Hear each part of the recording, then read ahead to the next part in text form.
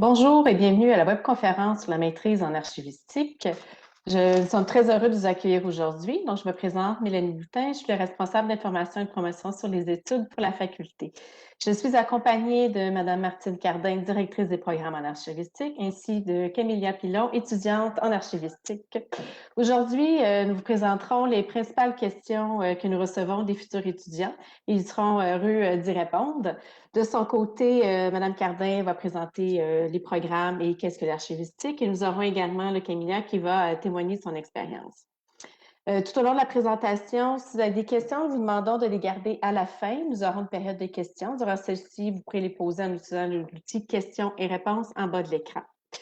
La séance d'information durera une vingtaine de minutes et est enregistrée. Donc, vous recevrez à la suite de cette conférence le lien pour diffusion. Mais sachez également que nous sommes sur Facebook Live, donc n'hésitez pas à écrire vos questions en commentaire.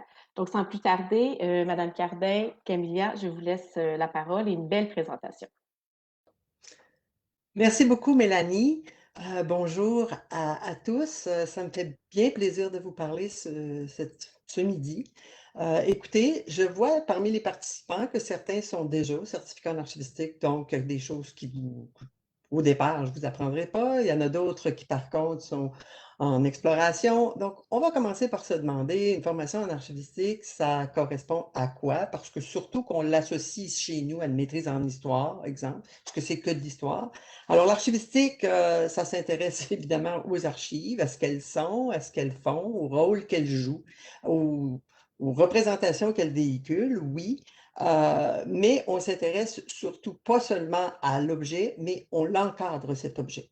Dans l'imaginaire collectif, on va commencer par se poser la question, c'est quoi archive? Ça veut dire quoi? Dans l'imaginaire, ça correspond à des documents un peu comme ceci. Un document ancien qui a perdu son utilité première. Et quand on parle d'archives numériques, on se dit que c'est des documents papier qu'on a numérisés, des PDF ou des images numériques, et qu'on garde à des fins surtout d'écriture de l'histoire ou à des fins patrimoniales. Mais dans la réalité, les archives, quand on parle d'une formation en archivistique, on parle d'une formation qui va traiter l'ensemble des documents qu'on peut produire dans le cadre de ces activités. Que ça puisse être du texte, de la photo, du son, de la carte, peu importe, et beaucoup de numérique, de plus en plus de numérique, et pas seulement des PDF, mais des choses qui sont des bases de données et des documents qui sont nés numériques. Ça, c'est la première des choses. La deuxième des choses, quand on parle d'archivistique, on s'imagine souvent, comme je le disais tout à l'heure, qu'on va travailler au niveau des archives qui sont devenues inutiles, qui sont plus dans les bureaux. Non, non, non. On va travailler et on va s'intéresser à l'ensemble des documents à partir du moment où ils sont créés, jusqu'au moment où on va soit les éliminer ou soit les conserver de façon permanente. Et on va travailler à les encadrer pour qu'ils soient, on va les, dans la création, dans le traitement, c'est-à-dire la classification, la description, le filtre, le tri, parce qu'on ne veut pas se faire noyer dans les documents, la conservation permanente et bien sûr la diffusion et l'accès, qui soit un accès physique, un accès légal, un accès intellectuel, donc toutes les formes d'accessibilité, d'intelligibilité du document à travers le temps. Et qu'est-ce qu'on va faire plus particulièrement quand on s'intéresse à l'archivistique? On va s'intéresser à encadrer, à accompagner les producteurs et les utilisateurs de façon à leur garantir trois choses. Essentiellement, on va d'une part, leur garantir qu'ils auront des preuves, soit des fins légales, soit des fins scientifiques. Ça fait partie des distinctions qu'on apprend. Quelle est la différence entre une preuve légale et une preuve scientifique?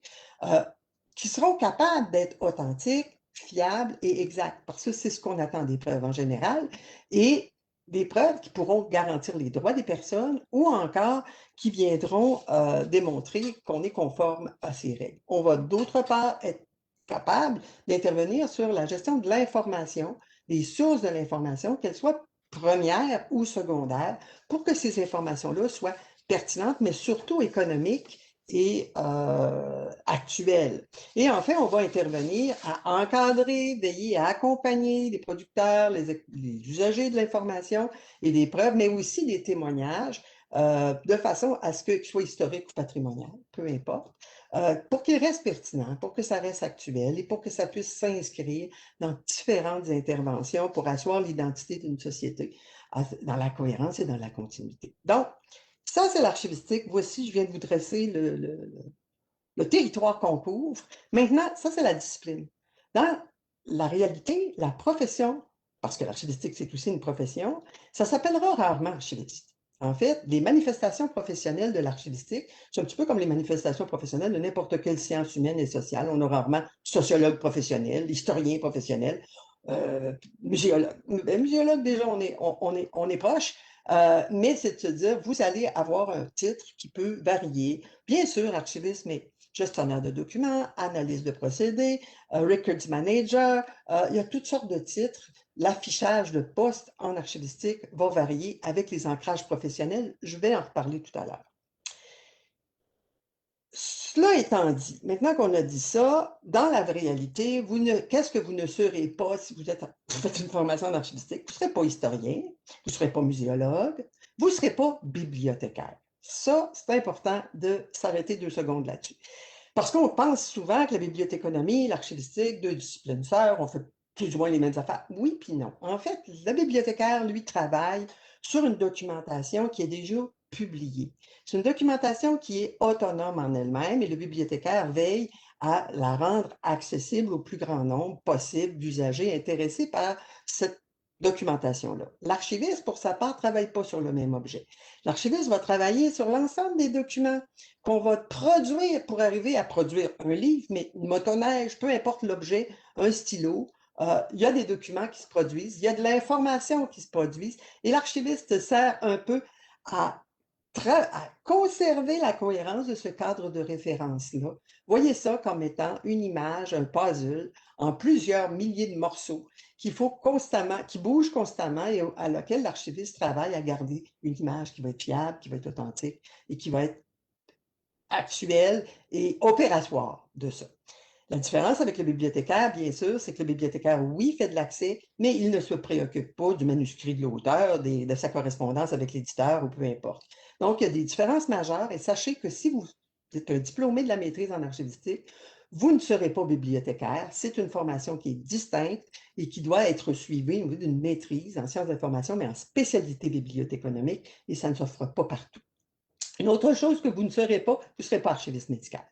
Un archiviste médical, c'est au niveau technique. Vous pourrez être archiviste dans un centre hospitalier, un CIUS ou une institution de santé, mais l'archiviste médical, c'est une technique qui se suit au niveau du DEC, au collégial, et ça se préoccupe spécifiquement du dossier de bénéficiaire dans une institution de santé, dans un centre de santé, parce que ces dossiers-là sont extrêmement normés. Il y a un ensemble de gestes qu'il faut faire au niveau de la collecte, de l'analyse, de la codification, et la technique en archive médicale, c'est ce que ça fait. Donc, une archiviste médicale, ce n'est pas l'archiviste qui va s'occuper souvent de tout. Elle pourrait, là, si elle combine des formations, mais en soi, si elle n'est qu'archiviste médicale, n'est que, vous voyez qu'il n'y a pas de préjudice là, c'est simplement de vous dire qu'elle n'a pas le territoire de l'ensemble de la production documentaire.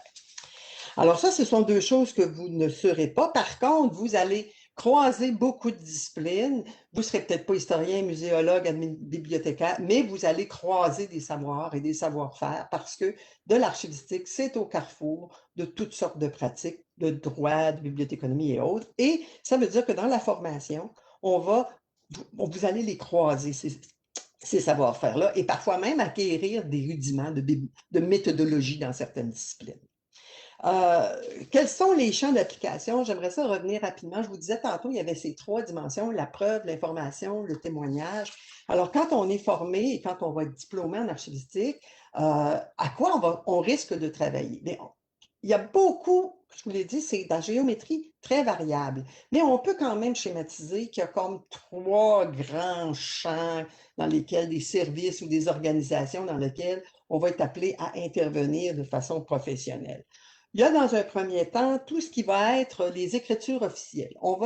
L'archiviste va devenir un tiers de confiance dans cette garde des écritures qui permettent à une organisation d'affirmer sa conformité aux règles, d'affirmer les droits de propriété, vie privée, tous ces éléments-là. Pensez par exemple à des greffes dans une ville, à des secrétaires généraux à l'université. Tout ce que le secrétaire général émet vos diplômes, émet une information documentaire de preuve. Vous pourrez également, éventuellement, à travailler plutôt au niveau de l'information. Et là, vous serez plutôt un expert des systèmes d'information organisationnelle. Vous allez travailler avec des gens de SEO, par exemple, des analystes en procédés, et vous allez travailler à la gestion de la ressource informationnelle pour rendre cette information-là la plus performante et puis la plus économique possible. Et c'est là que vous allez voir les records managers, les analystes en processus, etc. Et enfin, ben ça, c'est la vision qu'on a et qu'on connaît peut-être le mieux. Vous allez peut-être être gardien de confiance d'une certaine mémoire historique.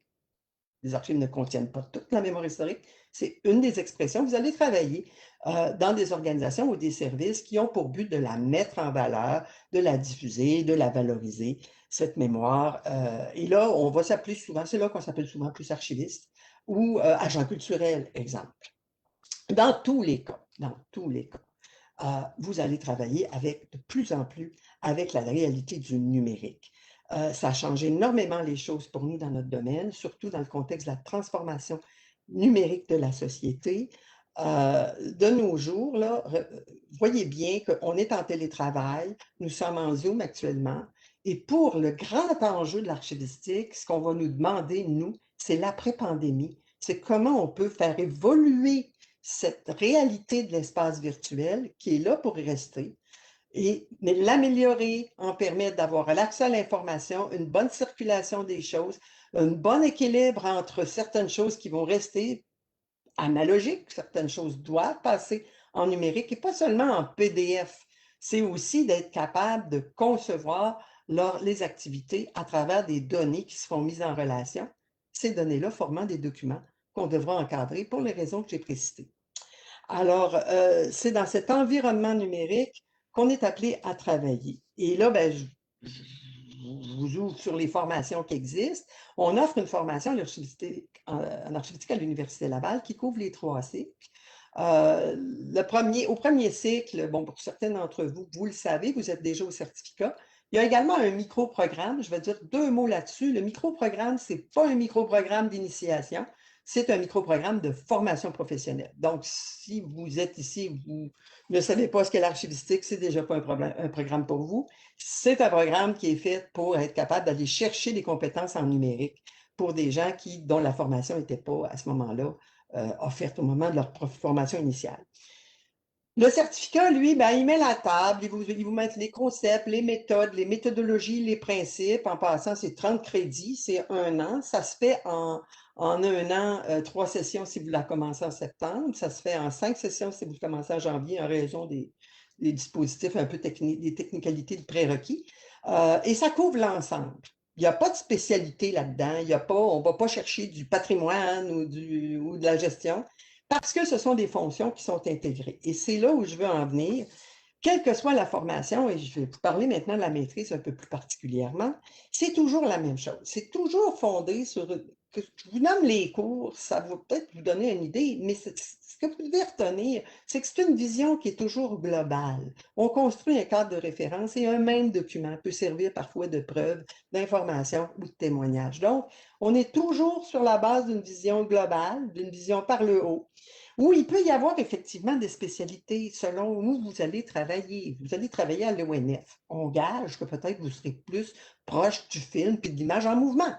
Mais en gros, quand on est archiviste, l'ONF ne fait pas que de l'image en mouvement. Pour faire de l'image en mouvement, elle fait aussi toutes sortes d'autres documents et vous allez gérer ces éléments-là. Je vous donne l'ONF comme n'importe quelle organisation, c'est-à-dire que vous pourrez avoir des spécialités. Puis il y a même dans les très grosses organisations, des fois, des groupes différents qui vont travailler, un au greffe, un à la gestion du système d'information et l'autre au niveau du musée ou de la portion plus patrimoniale. Ça peut exister même dans la même organisation.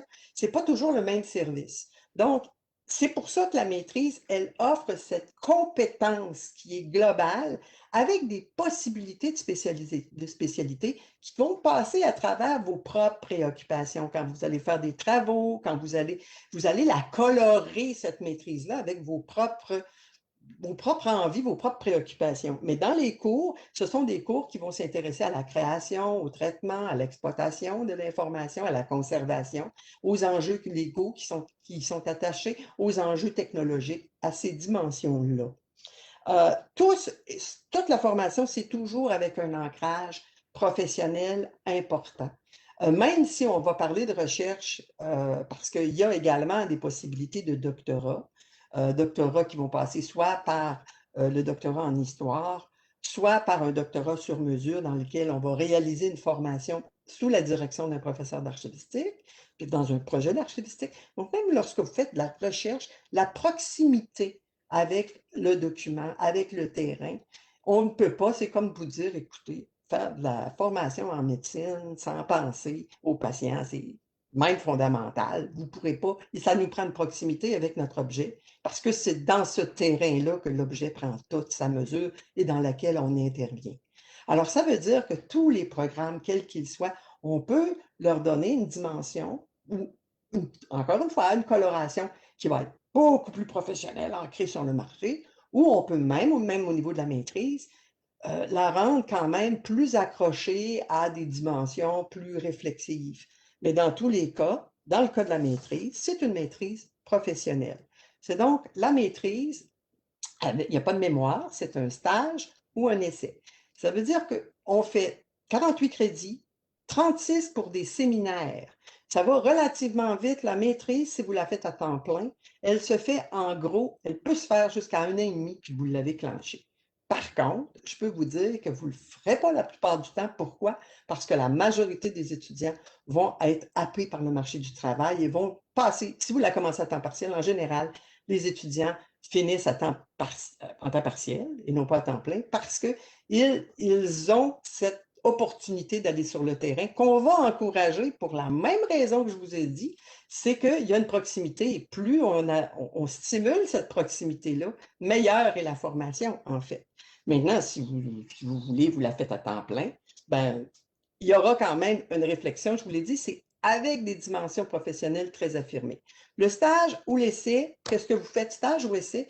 Vous faites un stage si la seule expérience de travail que vous avez dans la vie, c'est votre stage de premier cycle. Ben là, on se dit, ben fort en théorie, est-ce que vous êtes fort en pratique? On va vous en faire faire, vous allez partir de votre théorie, vous allez appliquer votre pratique.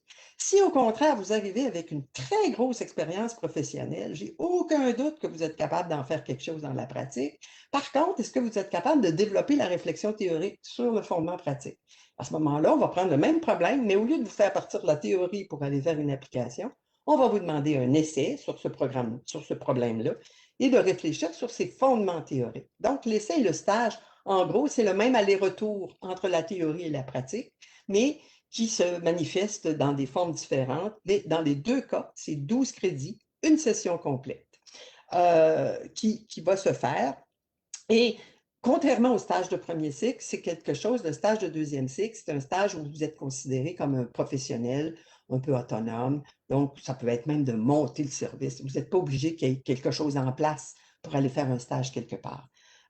Au-delà de ça, je vous dirais que ce stage peut être rémunéré à certaines conditions. Dans les faits, je vais vous dire, les étudiants en archivistique à la maîtrise sont extrêmement demandés. Donc, quelque part, vous avez le choix un peu du stage que vous pouvez faire. Et actuellement, tous les stages qu'on a ont réussi à se faire rémunérer. Mais qui peut plus que moi parler de ses études en archivistique? Vous allez dire, eh bien, crédit, Mme Cardin, mais bien sûr, avant son programme, moi, j'aimerais ça vous introduire plutôt à une étudiante, Camilla Pilon, qui est étudiante finissante au certificat, mais également qui commence et qui débute sa maîtrise, et la laisser vous parler de son expérience. Alors, à toi, Camilla. Bien, certainement. Merci beaucoup, Madame Cardin. Donc, très contente de faire partie de cet événement aujourd'hui. Mon expérience, je vous en parle en toute humilité. Donc, je suis une nouvelle aussi dans le domaine archivistique. Ça fait pas longtemps que j'ai commencé ma maîtrise. J'en suis à ma première session. Puis aujourd'hui, je voulais vous faire comme un témoignage en deux parties. La première partie, bon, vous parler un petit peu de ce qui m'a attiré en archivistique. Et la seconde, vous parler un peu plus au niveau de l'expérience, on pourrait dire utilisateur de la maîtrise, l'expérience étudiante un peu.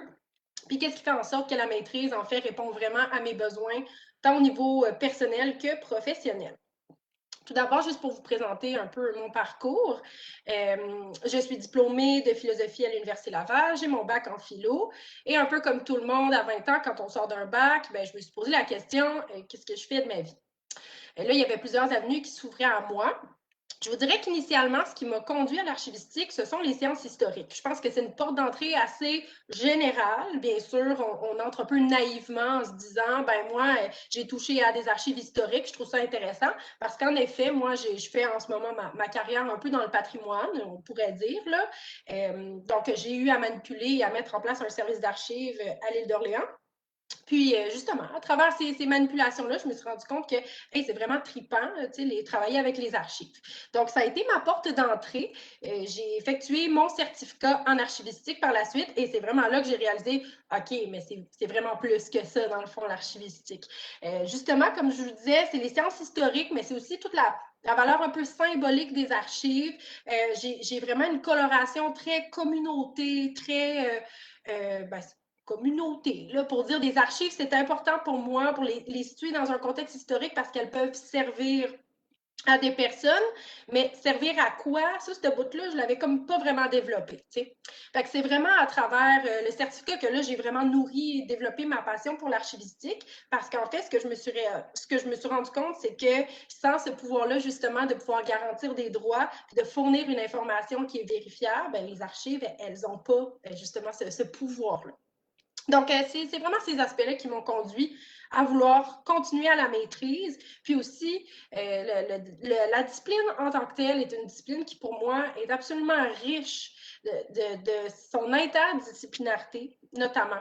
C'est que je ne sais pas s'il y a une discipline telle que l'archivistique qui mise autant sur la collaboration interinstitutionnelle, par exemple. On le voit un petit peu dans notre certificat, mais c'est vraiment à la maîtrise qu'on va réaliser à quel point, OK, si on développe un système d'information, mais ça prend des gens des TI, ça prend des gens qui vont travailler dans toutes sortes de domaines pour s'assurer que notre information, comme on l'avait dit, est authentique, elle est fiable, elle est exacte, etc.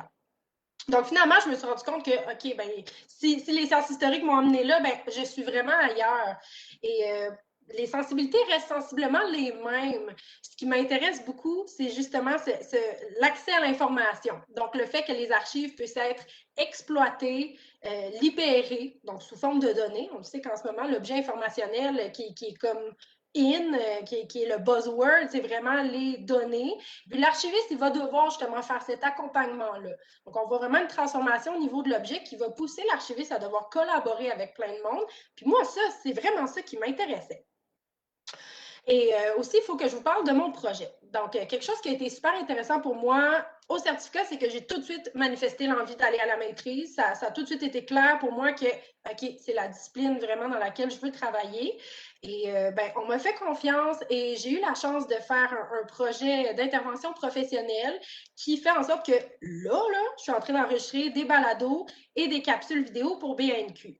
Donc, c'est vraiment trippant. Je ne sais pas si j'aurais pu penser faire ça dans ma vie. C'est vraiment une chance incroyable. Puis c'est vraiment par ce passage-là à la maîtrise là, que cette chose-là est arrivée. Et pourquoi? Mais c'est parce que moi, je m'en vais vers la professionnalisation. Je trouve que c'est intéressant justement de développer tout le fondement théorique. Moi, je veux l'appliquer dans le pratique. Je trouve ça super intéressant. Puis bien sûr, ben, je suis encore beaucoup dans la médiation culturelle, beaucoup dans le patrimoine. Ça reste une préférence, tout comme il y en a qui vont plus se situer au niveau de la GESDOC. Mais moi, je veux exploiter tous ces faisceaux-là de l'archivistique et pas juste justement au niveau de la mémoire symbolique, par exemple, de l'objet documentaire. Donc, ce projet-là avec BNQ est réalisé présentement dans le cadre de ma maîtrise. Comme je vous disais, je suis à ma première session de maîtrise. Donc, un des avantages maintenant, si je vais de manière un petit peu plus personnelle, c'est la possibilité de faire une passerelle entre le certificat et la maîtrise. Évidemment, tout ça, c'est dépendamment de votre dossier. Là. Il n'est pas question de faire des promesses ou des choses comme ça. Mais moi, mon passage a été accéléré de par le fait que j'ai levé la main puis je me suis dit, ben moi, c'est ça que je veux faire dans ma vie. Donc, il y a eu justement cette possibilité-là qui a fait en sorte que je termine mon certificat en même temps d'être à ma première session de maîtrise. Puis sinon, justement, on parlait de colorer la maîtrise justement avec ses propres préférences. Ben moi, par exemple, Je reste toujours au niveau des indexations collectives, de la libération de données, de la gouvernance ouverte. Ça, c'est vraiment des principes qui me font triper. Donc, c'est sûr qu'à travers tous mes cours, tous mes travaux, et ça, depuis mon certificat, bien, je peux vraiment sentir que j'avance dans la connaissance tout en pouvant faire des projets d'intégration comme ça qui me permettent de les concrétiser pour de vrai. Fait que ça, je peux vraiment le dire. Un autre point qui est un petit peu plus personnel, qui est plus au niveau de l'expérience étudiante, c'est le fait qu'on ait des petites cohortes et donc qu'on connaît tous nos profs et nos chargés de cours. Et moi, je dois dire que je me suis tellement entourée dans ce programme-là. J'ai des profs qui me font confiance et si vous passez à la maîtrise, c'est sûr que ça va vous arriver à vous aussi, là. On se sent vraiment épaulé, puis écoutez au niveau de nos préférences. Et quelque chose d'important aussi à mentionner, c'est que je travaille présentement. Donc, moi, la maîtrise, je la fais à temps partiel. L'avantage qu'elle soit à distance me donne justement en partie à distance, pas entièrement, me donne justement l'opportunité d'être présentement à 1200 km de vous avec mon café en ligne sur cette webconférence. Donc, il y a des possibilités d'accommodation. La maîtrise à la base, elle n'est pas entièrement à distance, mais dépendamment encore de vos volontés puis de vos dossiers. Là, après ça c'est mon expérience à moi. Après, ça sort et ça s'en va au niveau de la direction de programme. Mais aussi, je tiens à dire, là, les étudiants ont fait vraiment un cri du cœur par rapport aux études en ligne, puis par rapport au fait que c'est quand même assez difficile de sentir un peu loin des cohortes physiquement, puis tout ça. Puis je suis d'accord que des fois, il y a une dimension qui peut être un peu déshumanisante, ou en fait, on peut se sentir un peu seul derrière son ordi. Par contre, si vous faites la maîtrise, ben, c'est un séminaire. C'est un séminaire, c'est-à-dire on se jase. On se jase de manière présentielle, sauf qu'on a des ordis. Puis moi, pour de vrai, la différence, je la vois presque pas. Aussi parce qu'on est à la maîtrise, fait qu'il y a des suivis un peu plus personnalisés, un petit peu plus régulier. Donc, on est un petit peu moins dans le bassin large du premier cycle. Puis justement, les profs s'en viennent, nous appuyer, puis c'est ça, puis nous encourager dans notre cheminement. Donc, moi, le fait que ça soit à distance, je comprends vraiment qu'il y a toutes sortes de sensibilités puis de parcours, mais je vous dis que le fait qu'il y a une très grande majorité de cette maîtrise-là qui soit à distance, c'est vraiment agréable. Puis justement, moi, ça me permet de transférer mes connaissances dans mon domaine de travail. Puis, il ne faut pas oublier qu'au niveau des régions, bien, on se sent très, très loin. Donc, c'est intéressant pour quelqu'un de quand même pouvoir transférer ces connaissances-là à 1200 km de son lieu académique. Deux derniers points, la possibilité de s'impliquer dans le programme. Moi, au premier cycle en philosophie... Excuse, il faudrait aller très vite parce que le temps file là, et Martine avait un dernier point. Aucun problème. Je m'excuse. OK, pas de problème. Est-ce que je peux juste finir ma phrase vraiment rapidement? OK, c'est bon. La possibilité de pouvoir s'impliquer dans le programme, c'était important pour moi. Donc, il y a des portes d'entrée aussi pour réfléchir le programme ensemble. En bref, moi, je vous dis, en plus d'avoir la certitude de me placer à la fin de ma maîtrise, c'est un parcours qui est vraiment passionnant, qui va se colorer de vos préférences, puis qui est d'une très, très grande utilité dans la société, parce que moi, c'est sûr aussi que je veux travailler dans le numérique. Je termine sur ces considérations. Merci de m'avoir laissé parler vraiment longtemps. Bien, merci beaucoup, Camilla. Moi, j'avais un dernier petit point sur lequel, puis on pourra après ça ouvrir sur une période de questions. C'était peut-être des questionnements sur le marché de l'emploi, parce qu'on vous dit il y a de l'emploi, il y a de l'emploi.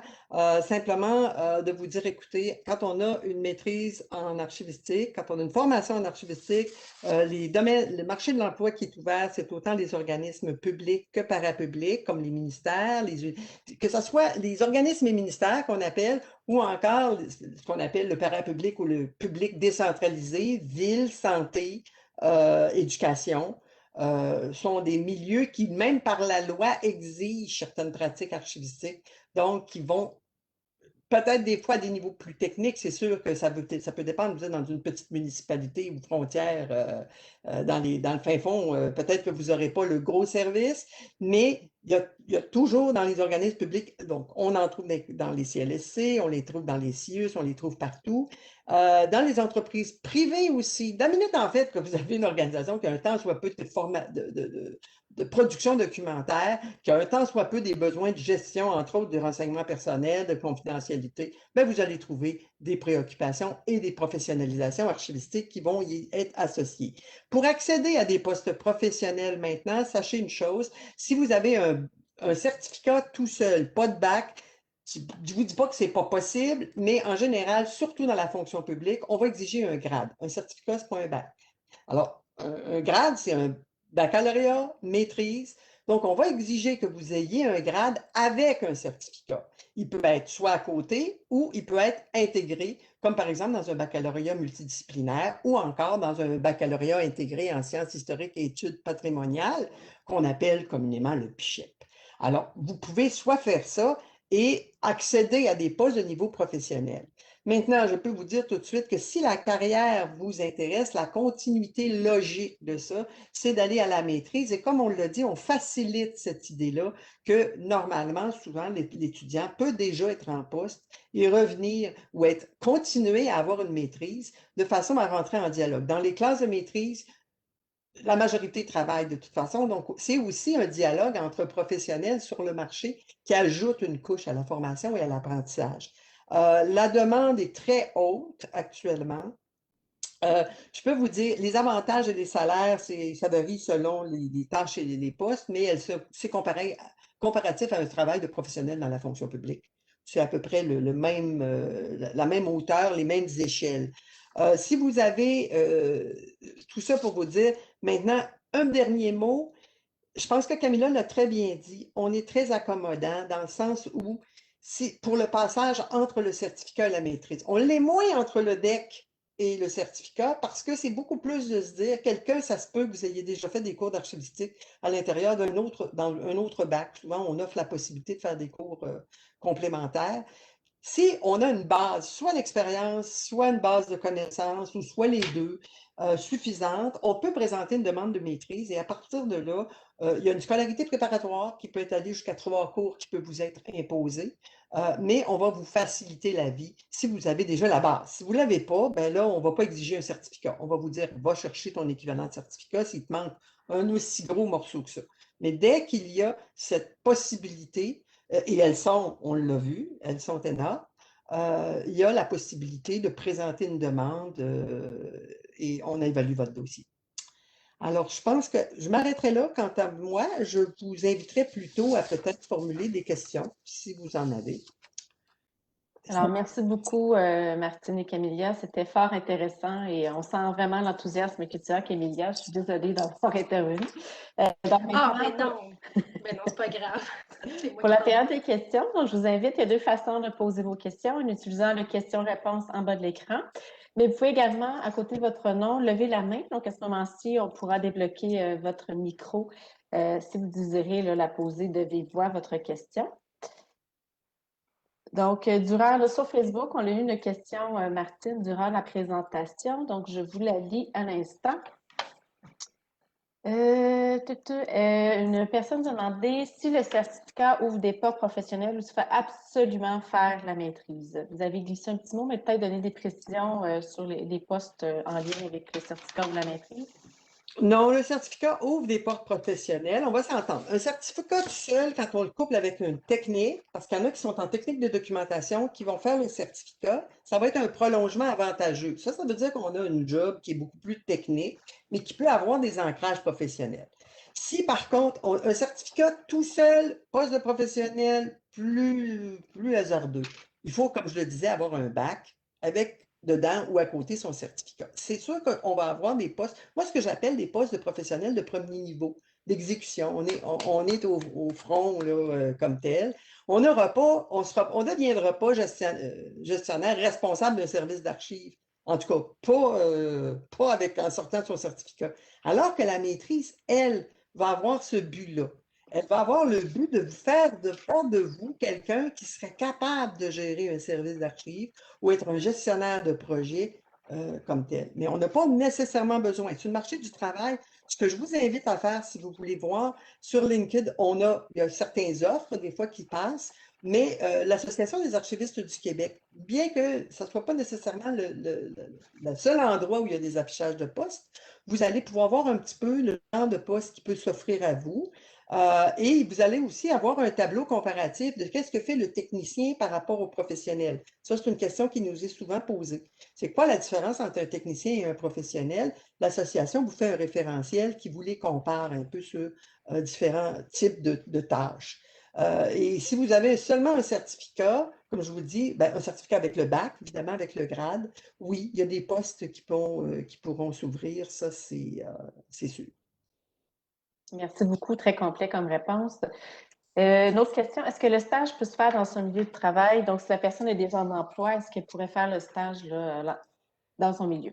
Il faut être bien clair sur un stage. Un stage, ce n'est pas du travail et on n'est même pas autorisé par la loi de vous faire travailler. Ça ne peut pas être un travail, le stage. Parce que la seule chose qu'on peut exiger d'un étudiant, c'est qu'il fasse bien ses études. On ne peut pas exiger une prestation de travail pour ça. Maintenant, est-ce qu'il peut se faire sur le marché du travail, dans votre organisation? Au premier cycle, c'est plus difficile. Au deuxième cycle, ça se peut, mais à deux conditions. En fait, au premier cycle aussi, mais au premier cycle, c'est plus difficile parce que ça vous exige, on est obligé d'avoir un archiviste sur place. Et souvent, ben, c'est soi-même qui est l'archiviste. En tout cas, c'est pas toujours évident.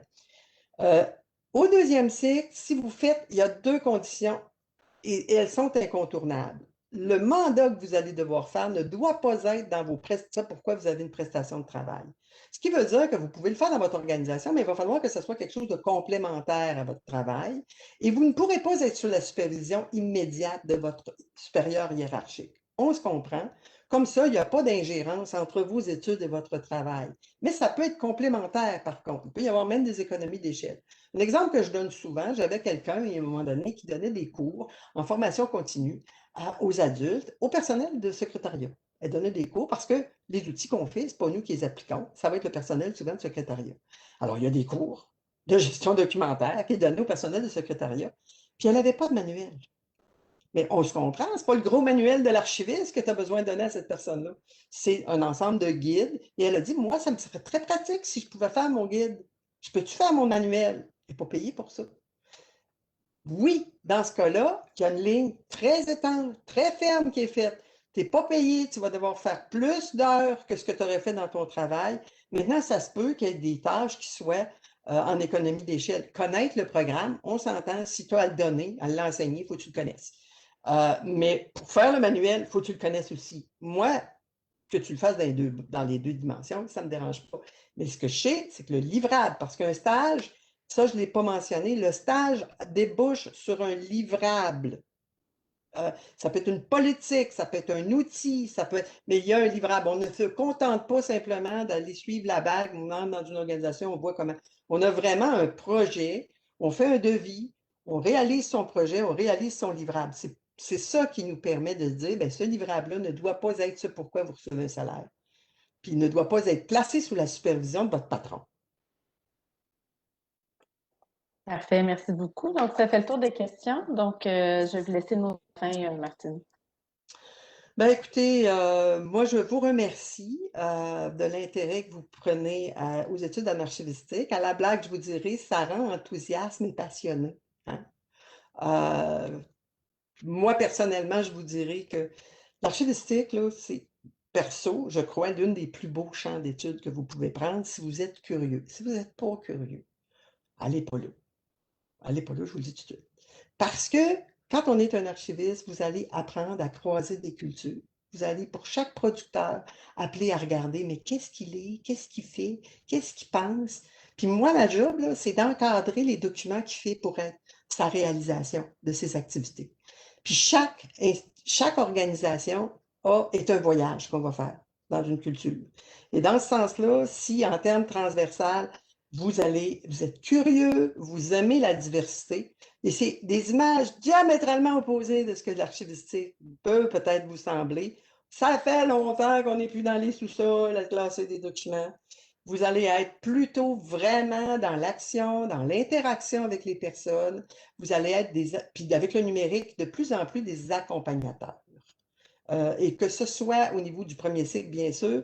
Puis ma dernière image, c'est de vous dire, écoutez, au premier cycle, on va vous montrer à faire, si vous étiez des couturiers, à faire coudre un bon patron. Puis au deuxième cycle, on va vous montrer à faire du sur-mesure. C'est ça la distinction. Donc,